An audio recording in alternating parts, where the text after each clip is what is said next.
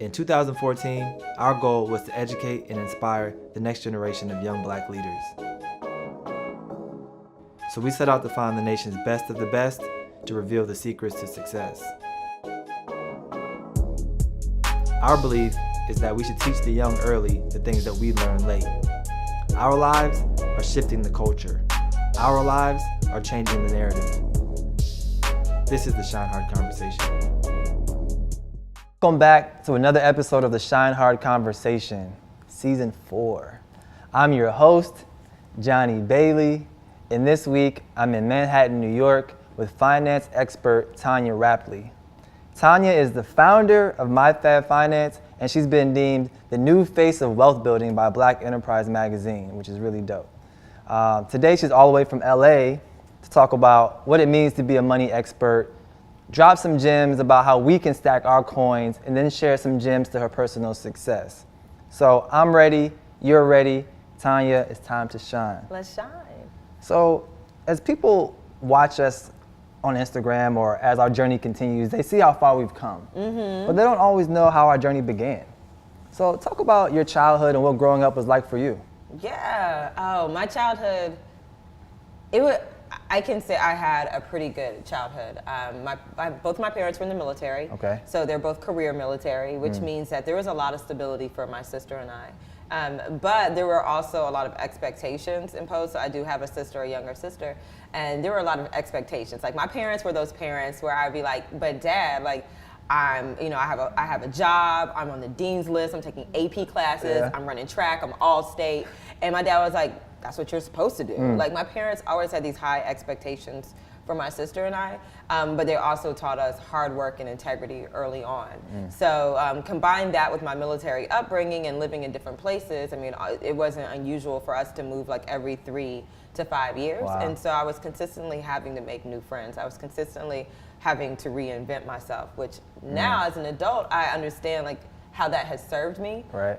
And it was really, I guess it fed my curious spirit, and I'm really curious. If people ask me what I wanted to be when I grew up, I'd be like, be able to like explore my curious nature and do things that I enjoy doing. I never wanted to be locked into like one job or one place, the way I saw my parents locked into their military commitment. And so my childhood was like, it was stable, but also I don't feel like, I didn't know a lot of entrepreneurs growing up. I didn't know a lot of people who kind of went outside the status quo. Right. And so I feel like I had to learn that during my early adulthood. And even though I went to college in Miami, I like pretty much partied during that time. When I moved to New York is when I really found myself. Like New York, there were so many different people, so many different cultures. And it just it held space for me to just be every version of Tonya that I thought was within me. And create the woman that is here today. Yeah. So what was your favorite place to live as you were traveling around as a kid? I would say Germany. Germany was amazing. I have not been back as an adult, but why so? You know, and I want to be careful not to romanticize it because we do have a tendency to do those things. But I just remember being so green, so green. Going to school there was amazing. We went on field trips every month. And then when we got back to the States, we went to Oklahoma. So it was like the complete opposite, Dust Bowl, like red clay, dirt. It was completely different. And we also didn't go on field trips. And when I was a kid, we went to like the Brothers Grimm's house. We went to castles and caves, and it was just it really fed your curious, adventurous spirit. Yeah, it was just a beautiful, and I just remember Germany being so clean, and the people were really kind. The people were really kind. We lived in a small village outside of Frankfurt called Zeppelinheim. And sometimes, like, I'm a total dweeb, so sometimes I'll go on Google Earth and I'm like, Dad, what was the address? And I look at my old neighborhood and so forth. It's amazing that you can do that now, right? Yeah, it's so cool. Like just walking down the street that I grew up in Germany from my desk when I was living here in New York. And so I would say Germany was my favorite place, and I'm looking forward to getting back there. Nice. So let's talk a little bit about your career and how you got started with MyFab Finance. You know, they say nothing is an accident, but I did kind of fall into finance. I have a bachelor's degree in public administration. I have a master's degree in urban policy. And I was doing community work in Brooklyn at the YWCA of Brooklyn, and I was creating social justice events for the greater Brooklyn community. And I brought in a financial education event, and I'm sitting in the back of the event like, Tonya, you don't have your life together. And so that's when I decided, I talked to my sister, and I was like, you know what? I'm gonna get my money right. And she was like, it's kind of about time. Like, like being broke isn't cute. You're too old for this. How old were you when you had this revelation? I was 27. Okay. When I had like the revelation, like I need to do something about this, because we all kind of have those moments where you're like, this is not right, but to the point where it's like, okay, Tonya, you actually have to do something about this. So I created my site with the hopes of getting free clothes. Like, I'm very transparent about that. And then I started sharing the resources that I was finding and what I was learning, and like how, and I was realizing like financial education isn't as difficult as I thought it would be. Because growing up, I also struggled with math, and I kind of used that as an excuse for me not to be good with money. Like, I just suck at math and all this stuff. And I started sharing it, and other people started to share the content, and they were like, oh, thanks, can you talk about this? And I was like, I mean, I don't do this. I can talk about it, I'll research it. Because I'm an anthropologist at heart, like talk about being curious. I'm an anthropologist at heart, so I love researching things. And so I just started sharing it, but this wasn't my first time starting a blog. When I moved to New York, I had a blog called The Eargasm. And I like highlighted up and coming musicians that I felt weren't mainstream, but were equally as talented.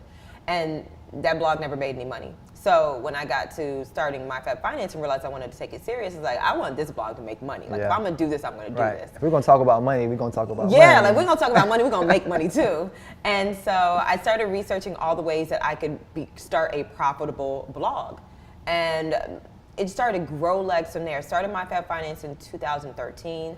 Was on the cover of Black Enterprise, October of 2014. Wow. For me, that was affirmation, like, girl, if you don't do this for you better real, get to like, it. you better do this. It's a calling. It honestly was like, God, like, no, this is your path. And so that was definitely a changing of the tide, and I was like, let's go. And ended up putting in the work, resigning from my job in September of 2015 to do MyFab Finance full time, and I've been doing it full time ever since. Nice. And now it does include me creating classes, resources, a lot of public speaking and working with college students or millennial women around their financial freedom, partnering with brands that I believe in, and as well as helping them create content for millennials, finance-based content for millennials. So what does that look like? You're partnering with corporations and small businesses to do what exactly? Yeah, so for example, I've done quite a few events for Fidelity, where Fidelity has its Women and Young Investors program. So I will like create influencer programming for them to work with millennial influencers, or I just had a phone call with another brand. I can't disclose the name, but I just had a phone call with another brand, and they want to get into financial empowerment. So consulting with them on their strategy, different ways to approach millennials, because after the recession of 2008, there's a lot of distrust for the banking system and banking institutions. And so how do you regain the trust of millennials, but how do you earn that trust and create products that serve our needs? And so consulting with brands on how to effectively do that. Nice. So what are some of the major issues you see in millennials when it comes to managing money? Like, what do we need to know? There's what we need to know, and there's the issues we have. And so issues, of course, are student loan debt. A lot of millennials have student loan debt. Like, I can't walk into a room and not talk about that. Understanding how credit works. I find a lot of people, even though all of us have a credit score, a lot of people don't understand how credit works, how to improve their credit without having to pay others. Just getting started. I think that with Instagram and social media, I think we're privy to the successes of others, and it leaves us feeling like we're behind. And when we feel like we're behind, we feel like we have to play catch up and do everything all at once. And so helping people understand, like, no, you don't have to do everything all at once. Based on your financial goal, this is where you need to start. So I think one of the biggest issues for millennials is understanding, like, what your goals are. And like, your goal might not be the goal of someone who you went to high school with, who now lives in Tallahassee, Florida, and you live in New York. Like, you have two very different economies that you're a part of. So how do we create goals that fit your situation, fit your dreams, and fit your local economy, as well as that place you in the global economy? So I think it is like understanding that you don't have to play catch up and do everything at once, and just kind of pulling it back and setting goals so that you are knocking them down one by one instead of like just getting paralyzed or overwhelmed by the amount of work you feel you have to do. Yep. Paralysis by overanalysis. Yes, is what they call exactly. it. Yes, yes. So where were you working before you started MyFab Finance? Because a lot of people want to know, like, you're a full-time entrepreneur, but like, how did you make that transition? Like, what happened? I was working at the YWCA in Brooklyn, and then I ended up leaving there. And here's the thing about the transition. It's like corporate job, right? Yeah, well, it was a nonprofit, which is like not even as good. Don't even get paid as good as corporate. It was a nonprofit job. And I realized that the job that I did have, I had a lot of responsibilities, and it wasn't a place that would foster the creation of my business. So I ended up looking for other employment opportunities to go to a place that understood and respected that I was trying to grow a business, and that would be an asset to that, whether it was time-wise, resource-wise. Right. So I ended up leaving there and going to work for the Center for New York City Neighborhoods, where I did foreclosure prevention and education throughout the entire city of New York. And so there I honed my skills as a community organizer, as well as working with elected officials, because I was working with city council members, the state attorney, the state attorney's office on foreclosure education outreach events. Like, I'm trucking to Staten Island and like the end of Brooklyn to do these events. But you found something that was in line with your passion. Yes, it was in alignment, but also they understood, like, some workplaces won't be supportive of your external endeavors. Yeah, most workplaces. Yeah, but them, during my interview, I was like, this is my blog. I blog about finance, so and so and so. They saw that as an asset.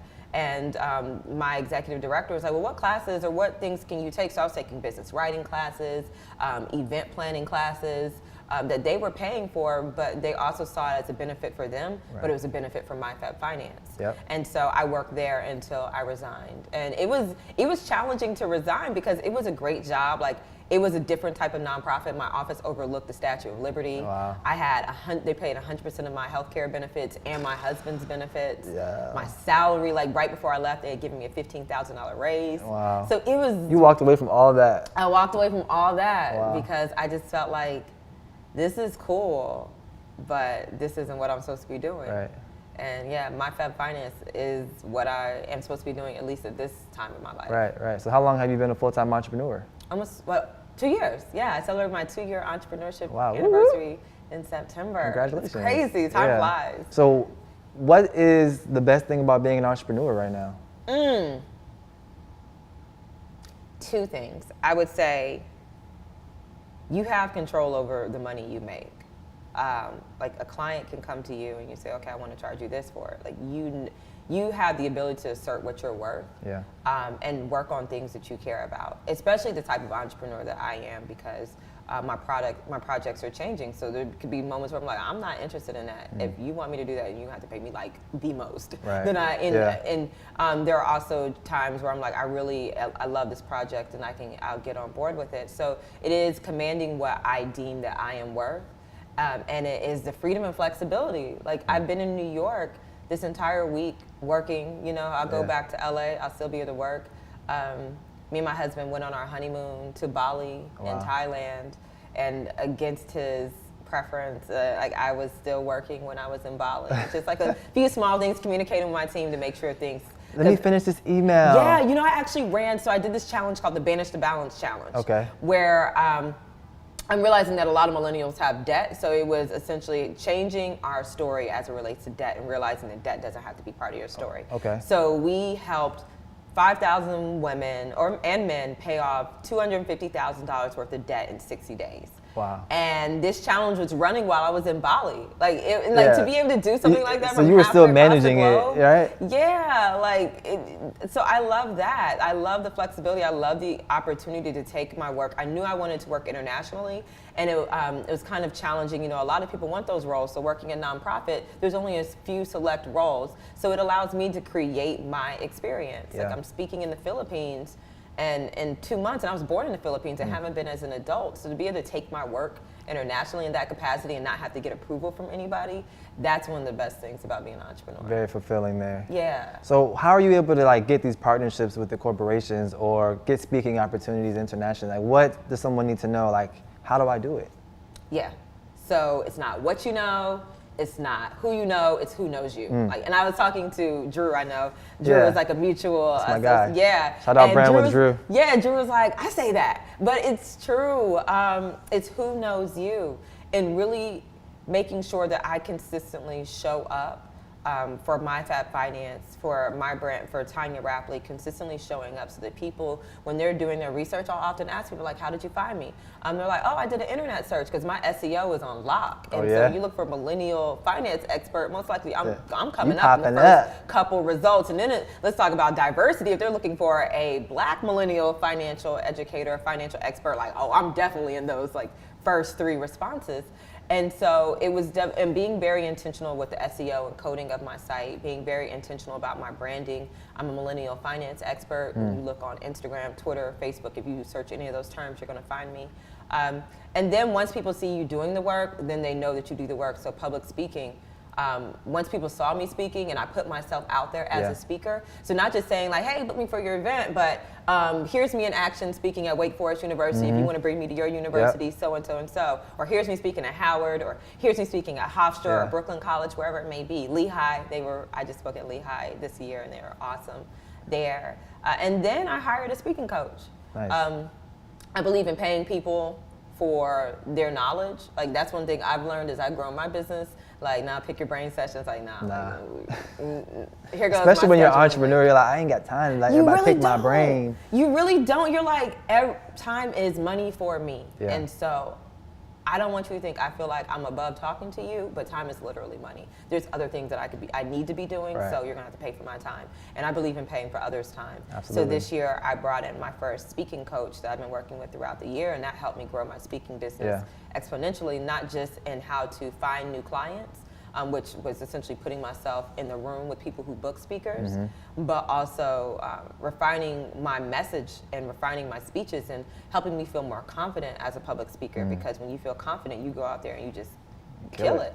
You know, and the best way to advertise yourself is for someone to see you doing it and killing it. And so that has helped grow my speaking business as well. A lot of it is like a snowball effect, especially with social media. If someone sees you did an interview, then someone else will want to interview you. Yeah, someone else will want to interview you. Which... Right, hey. But yeah, just like that. And someone sees you speaking, then you'll get an invite to speak somewhere else. Exactly. And it kind of just compounds itself that way. And still doing the work. Of I don't feel like I'm above doing the work. Like someone sent an event to me on Thursday, some finance conference. I was like, I want to speak there. Responded to their email, like, how do I speak here? What do I need to do? And who do I need to speak to about it? So still doing the work and continuing to advocate for yourself. Absolutely. I do have 2 managers right now. One manages my spokesperson work. The other person manages like any of my media related stuff or media partnerships. But I'm not above doing the work myself. Like I'm still responding to emails. And I think a lot of people get to that point, like, girl, you got an assistant. Why are you responding to these emails? It's like... personal touch. Because I still got to do the work. Yeah. Like, I'm not above doing the work. Yeah. And I think that's one of the things that my parents ingrained in me as a child. It was like, yeah, you cute, you smart, but you still have to do the work. Like, you still have to do the work, and you can't expect for anything to be given to you. That's real. That's real. Well, your processes are working for you. The SEO, your social media, your public speaking, you're definitely inspiring a lot of people with what you're doing. And what's even more interesting to me is to understand who inspires the influencers. Yeah. So if you had to name 2 or 3 people that were on like your Mount Rushmore of inspiration, who would they be? Mount Rushmore of inspiration. The all-time epic list of people. So crazy. I went to school there. I went to Mount Rushmore as a kid. So now I'm like envisioning this mountain with these white men on the side of it. I get asked this question a lot. Who inspires me? One of my good friends, Marsha of the Finance Bar, she's a fellow financial expert. I call her my godmother. Marsha inspires me because of her interpersonal communication. Like, Marsha cheers for people relentlessly, and she's not threatened by individuals, and she has inspired me to be a better woman, a better supporter of fellow women entrepreneurs, and relationships matter, and she's taught me just how to treat relationships better, especially those that matter to me. Absolutely. I feel like sometimes this is fleeting, like sometimes it evolves. Another woman that inspires me, Lisa Nicole Bell of Behind the Brilliance. She has a Behind the Brilliance podcast. Okay. We recently had the opportunity to become friends, but her podcast is actually the first one I ever listened to. Wow. And I was on her podcast recently, and That was a full circle moment for you? Total full circle. I was like, girl, you're the first podcast I ever listened to, and we become friends. And Lisa is just killing it, totally humble, from Alabama, living in LA. And she's just one of these friends that I have that is just like, I'm like, wow, it's really awesome to have friends who are doing it. Yo, like, it is. Her projects is just like and it's important to have those friends that you can talk about your successes with. And you're like, girl, that's amazing. Come let me tell you how my day was. Yeah.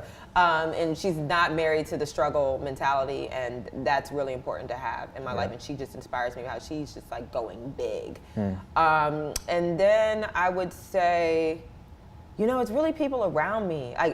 One thing I have learned in this journey is that I don't put celebrities and like influencers and people on pedestals, because they're people just like me. And I know this has happened for you. Like you meet someone, and you're like, dang, homie, that's not who I thought you were gonna be. So like I really aspire to be like people who I know are doing the work. And also Julian Gordon, he's creating this whole mastermind movement. Okay. He teaches people how to create successful masterminds, but he is my business coach. And Julian is the person that, like, he will not allow you to play mediocre. Like, you go to him with your plan, he's like ripping it up and everything. And you might be crying, but by the end, by the end of the plan, you're just like, I get it. You had to break me all the way down. And he's one of the smartest people I know. As far as strategy, he listens well, he holds space well, and I aspire to be more like Julian. So Julian, and like he's very vulnerable and transparent about what he's going on and what's going on in his life, but he's also very successful. Yeah. And I aspire to be like him. Like, he's not on social media, he's not big on social media, but he is like getting to it. 6 figures, like killing it. Right. So yeah, social media isn't everything. No, it's not. Your follower count doesn't really mean but so much. It doesn't. Like, there have been moments where, like, especially before I figured out my business strategy, that it was like my follower count was decent, but like my finance behind the scenes, like I wasn't bringing in the money that I wanted to bring in. And it's like, you need to have a strategy. Like, I would say likes don't pay the bills. Like, you have to have a strategy. Right, absolutely. What would you say is your passion? I would say creating change in underprivileged communities, exploring what that privilege means, and like exploring how I can create change, but also music. So change agent as well as music. I moved to New York City with a music blog. My father was a DJ. He was an Air Force DJ. Like, he did all the parties on base and then worked for the radio station. We lived in My grandfather was like a military DJ too. You see, it's a real thing. People were like, what? Like, no, it's a real thing. They need somebody to keep the party going who could get on base. So my father, I definitely love music. When I moved to New York, I wanted to be a music supervisor. So that was like music is my first love, and creating change is my second love. Currently working and living in my second passion, and then working on a project in the cannabis industry that allows me to infuse my love of music. Nice. So there's a lot of opportunity there too. It's a lot of opportunity. Yeah, especially out in LA. Oh yeah. Yes, and that's the next part of my journey.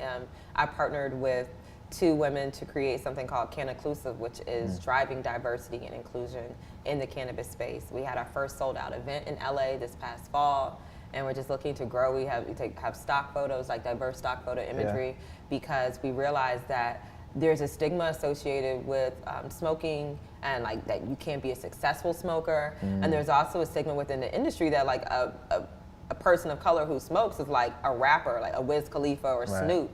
And it's not like these people who like have regular jobs or like are these creatives who have something to live for, but they medicate or enjoy like socially. Yeah, it's like an underground thing that a lot of people do that people just don't know. Yeah, so we just want to make sure that we're fairly represented and making sure that brands are fairly representing us, and that people of color don't get left behind in the legalization wave. So, but again, at the heart of that is like empowering underserved communities, but then now I'm able to merge music with it, with our signature events. Dope. I have to definitely check that out. Yes, Definitely gonna check that out. So what's been your biggest challenge through all of this? Like, Is it being a woman? Is it being a black woman? Like trying to position yourself as a successful entrepreneur. What are the hurdles that you've had to overcome? My biggest challenge.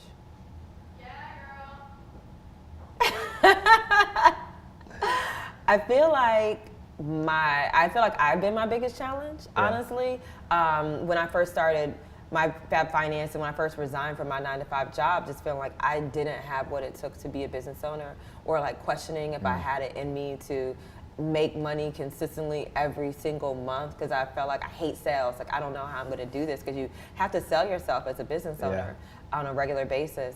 So I would say that was a big challenge, remaining focused. I'm a Gemini. Wow. I love like a multitude of things, so remaining back focused. to that adventure, curiosity, spirit. So you're like, Tonya, that's cool, but this does not align with your focus and your vision. You ain't got time for that, Tonya. Let's get back on track. Time is money, Tonya. Like, no. And so really remaining focused. But I would say, I would say honestly that being a woman and being a black woman has served an advantage in finance. The only disadvantage I've seen is like brands will say, oh, we have a black millennial influencer already. And it's like, but you guys have like 6 other like white women. Why do you only need one black woman? So just kind of dealing with that, just feeling like one perspective is nothing representative. Like meeting a quota. Yeah, of the entire experience. I feel like that's kind of been a challenge, especially in working with brands as an influencer. But it also has served me well, because I have an afro most of the time. My hair, this is a twist out today, y'all. But most of the time my hair is in an afro, and I walk into the room. Natural hair blogger as well. Yeah, I do a lot of natural hair events. But I walk into a room and like, who's not gonna remember the black woman with a big afro? Like it definitely has served to my advantage. And so just figuring out how to turn something that might be seen as a disadvantage and turning that into an advantage. Yeah. What's your driving factor to succeed? Never having to work for anybody else again. No, I would say it is that. And ensuring that I can be a present parent. Growing up with 2 military parents and having parents who were often told where they had to be, what they had to do, how they had to do it, how long they had to do it.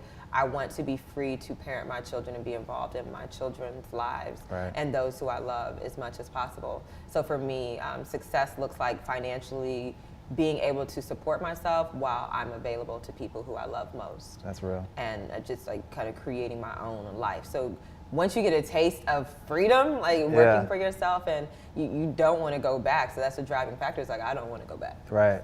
No, I feel you. I definitely understand that. And freedom is a motivating factor for me as well. Yeah. A lot of people want that freedom from the constraints of 9-to-5 or corporate America, right? Yeah. What separates people who take that leap and make it work and the people who don't? The people who make it work do the work. I would say that. The people who make it work, who take the leap, and like, you know, as an entrepreneur, like your days, you can start out in the morning like it's pumped, and then you get an email, a deal doesn't go through, or something happens, you're just like, my mood gets affected so bad. I have to really manage my environment, because my mood can shift my whole like vibe. Yeah, and you're just like, you know what, I got to get it together. Yeah. Like, there's more work to be done. Yeah. But consistently putting in the work and consistently showing up. I feel like action. There's a difference between like saying what you want to do and doing what you said you wanted to do, and executing with a strategy so that it serves your long-term goal. And I feel like a lot of people who struggle as entrepreneurs have a problem with execution, as well as like managing personal relationships. That's real. And when you're a business owner, when you're an entrepreneur, personal relationships matter. People talk. Yeah. And if every opportunity is like, that could be magnified 5 times because someone else might talk to them about that opportunity or how you were partnering on that opportunity. And so you thinking that you don't need people, or thinking that you could be self-made, because nobody's truly nobody's self-made. self-made. There was a Mace interview recently. He's like, never forget who turned the lights on for you. And like, everybody needs someone to turn the lights on for them. And you got to treat them well, because how you treat them determines if other people are going to. You don't always know who's going to turn the lights on for you. You don't. You don't know who has that power. Right. You don't know who's standing next to the switch. Right. You might think it's the person over here. It is someone else. And most times it is someone else. Yeah. It's not always the person you expect it to be. Yeah. And that's so real. So yeah, action and relationships. That's real. So I'm a bookworm. I love reading. I really feel like readers are leaders. And when it comes to mentorship, you might not always have a mentor, but if you find an author that speaks to you or a public speaker that, has a philosophy for you, then you can really, build a successful life around that. I want to know, what's one book that you have read that has changed your life? One book that I've read so many of them.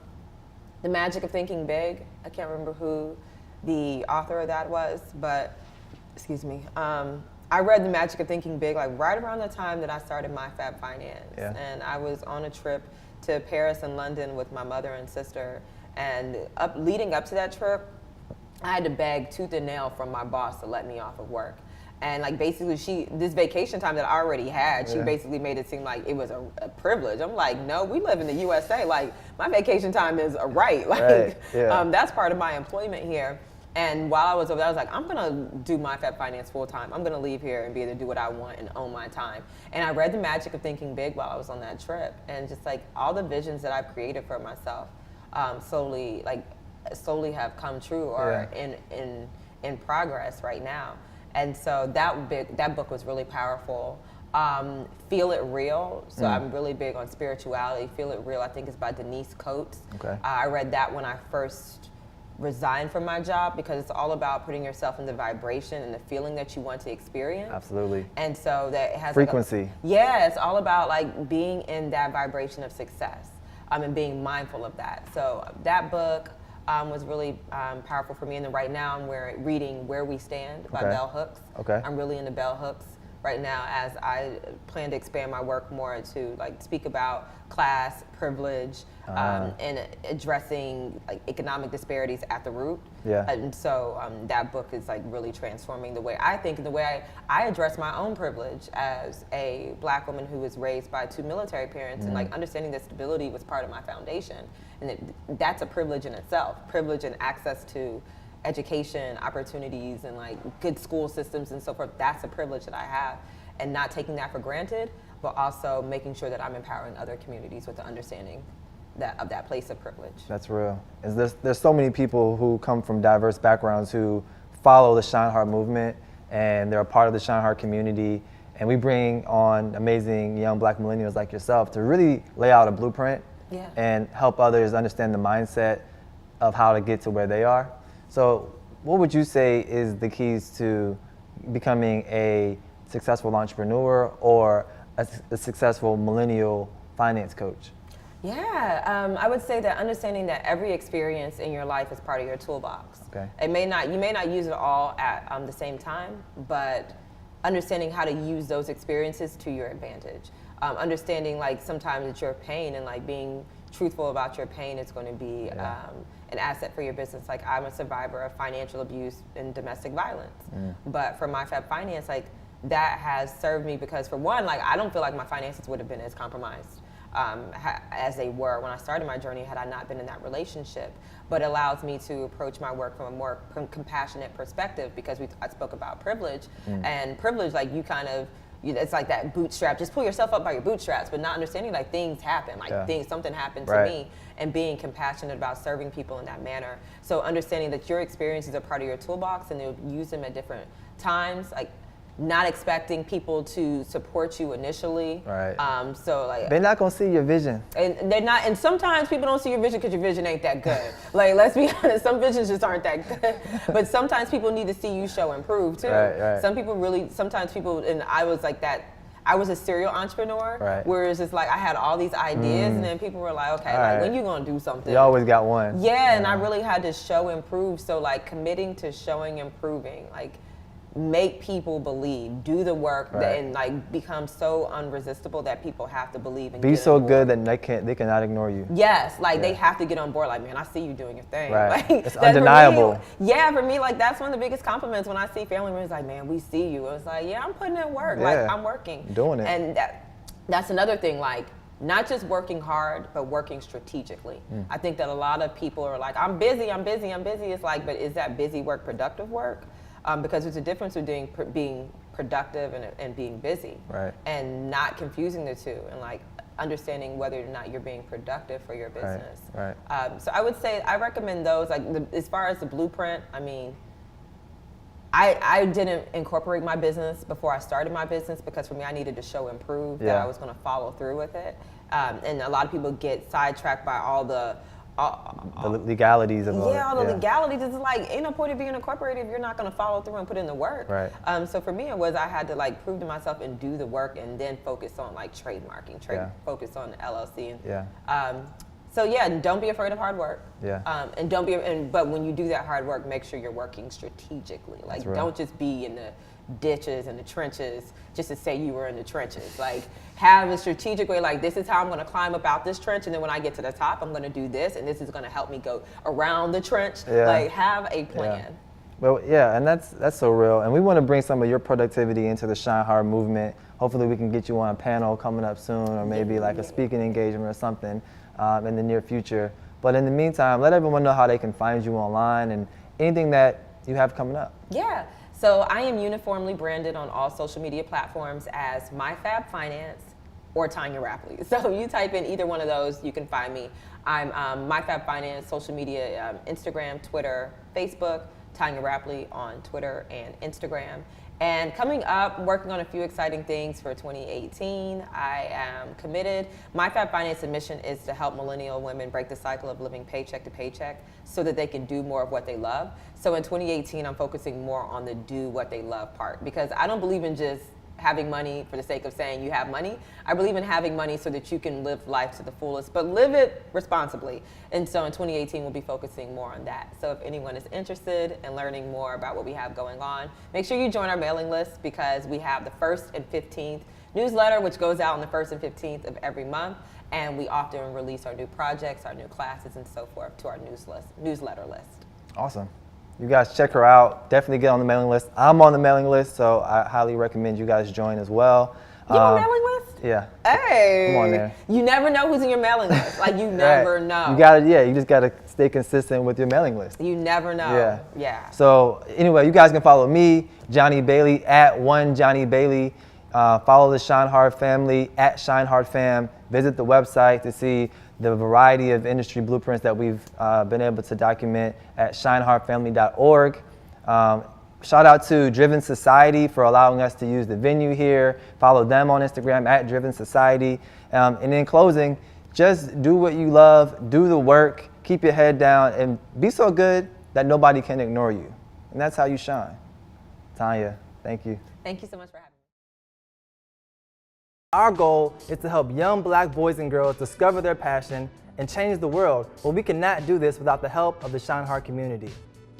Will you be the milestone donor that helps a 17-year-old black girl learn the path of a plastic surgeon?